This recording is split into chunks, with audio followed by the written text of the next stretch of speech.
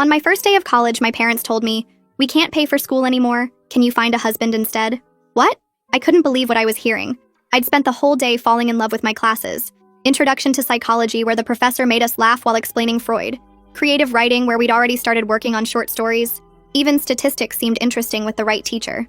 I was sitting on a bench outside the library feeling like my life was finally beginning when they called. My mom's voice was oddly cheerful for someone destroying my future. "We need you to listen carefully, honey.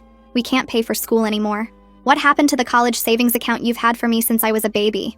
My voice cracked. They'd shown me the statements every birthday. Watched the numbers grow. Used it as motivation when I didn't want to study for the SATs. That money was supposed to be sacred. Untouchable. Mine. There was a pause before my dad cleared his throat. "I had some problems. We're going to need all the money back to pay some debts."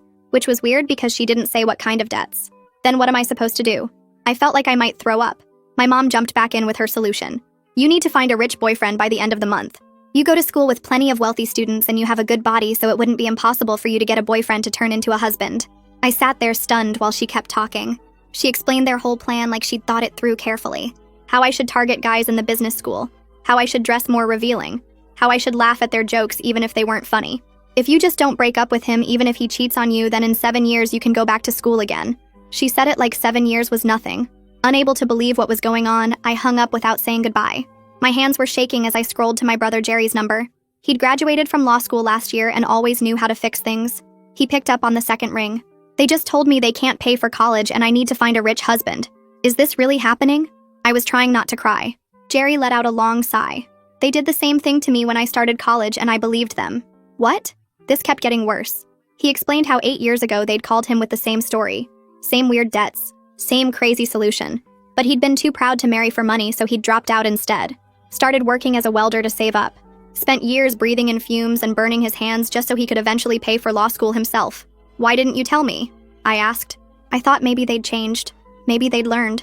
I kept hoping they weren't going to do it to you too. His voice was bitter. We sat in silence for a moment.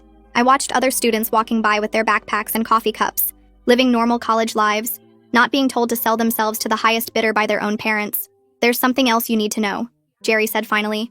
"Our parents have ties with the Mafia." The Mafia? Like the actual Mafia? This was insane. Dad's gambling wasn't at casinos. He owes money to some very dangerous people. That's why they need your college fund. That's why they're desperate enough to suggest this husband thing. My brain couldn't process this information. My parents, who drove a minivan and went to church on Sundays, were mixed up with organized crime. My dad, who wore polo shirts and told bad jokes, owed money to actual criminals. "So what do we do?" I asked. Jerry's voice got quiet like he was making sure no one could overhear. "I have a plan to get your money